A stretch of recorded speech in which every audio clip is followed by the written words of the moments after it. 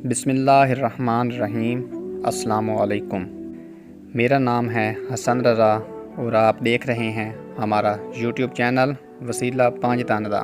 ایک عجیب و غریب مقدمہ جو کہ امام علی علیہ السلام کی عدالت میں پیش کیا گیا۔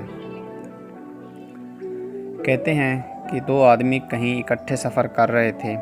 جب کچھ فاصلہ طے کرنے کے بعد تھک گئے تو وہ کہیں بیٹھ گئے۔ سفر کرنے کی وجہ سے انہیں بھوک بھی لگی ہوئی تھی، لہٰذا یہ طے پایا کہ اس جگہ دوپہر کا کھانا بھی کھا لینا چاہیے۔ ان دونوں نے اپنی اپنی چادروں کو کھول کر روٹیاں نکالیں۔ ان دونوں میں سے ایک کے پاس 5 روٹیاں تھیں اور دوسرے کی 3 روٹیاں تھیں۔ دونوں نے یہ ساری روٹیاں اکٹھی دسترخوان پر رکھ کر کھانے کا ارادہ ہی کیا تھا کہ اچانک ایک تیسرا مسافر آ کر ان کے ساتھ بیٹھ گیا۔ انہوں نے اس کو بھی کھانے میں شامل کر لیا۔ جب یہ تینوں آدمی کھانا کھا چکے تو تیسرے آدمی نے اٹھتے وقت اس خوراک کے عوض جو اس نے کھائی پہلے 2 آدمیوں کو جن کی یہ روٹیاں تھیں 8 درہم دیے اور چلا گیا۔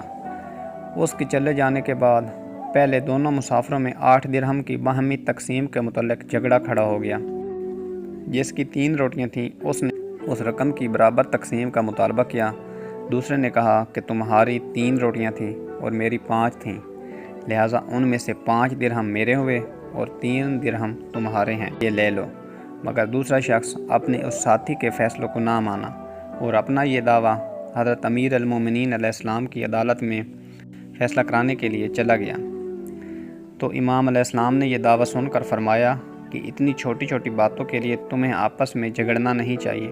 مدعی سے فرمایا کہ تمہارے ساتھی نے جو فیصلہ کیا ہے اس کو مان لو، فائدہ میں رہو گے۔ مگر اس نے یہ دلیل پیش کی کہ جب ہم دونوں ساتھی سفر کر رہے تھے تو جو کچھ بھی ہمیں بحالت سفر ملا اس کو 2 مساوی حصوں میں اس کو تقسیم کرنا چاہیے تھا، اس لیے یہ 4 درہم مجھے دیتا اور 4 درہم یہ خود رکھ لیتا، مگر یہ ایسا کرنے پر تیار نہ ہوا، اس لیے اس سے میرا پورا حصہ دلوایا جائے۔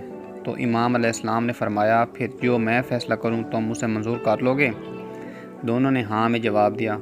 تو امام علیہ السلام نے فرمایا صرف 1 درہم مدعی کا حق بنتا ہے اور اس کو یہ لے لینا چاہیے۔ اس فیصلہ کو سن کر مدعی نے عرض کیا یا امیر المومنین میرا 1 درہم کیوں کر بنتا ہے؟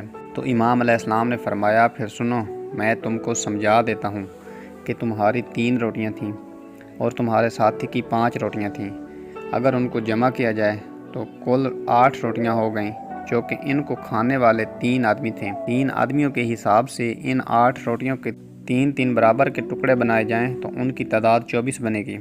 چونکہ یہ تم نہیں بتا سکتے کہ تم تینوں میں سے کس نے کتنے ٹکڑے کھائے، اس لیے یہ فرض کر لو کہ تم نے برابر برابر کھایا ہے۔ تمہاری 3 روٹیاں تھیں اس کے 9 ٹکڑے ہوئے اور تمہارے ساتھی کی 5 روٹیاں تھیں تو اس کے 15 ٹکڑے ہو گئے۔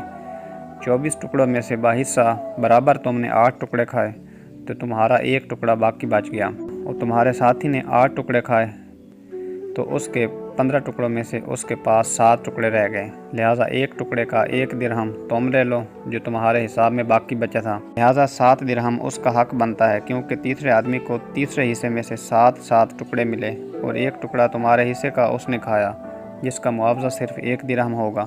مدعی بے ساختہ بول اٹھا کہ آپ کا فیصلہ بالکل صحیح ہے اور میں اس سے راضی ہوں۔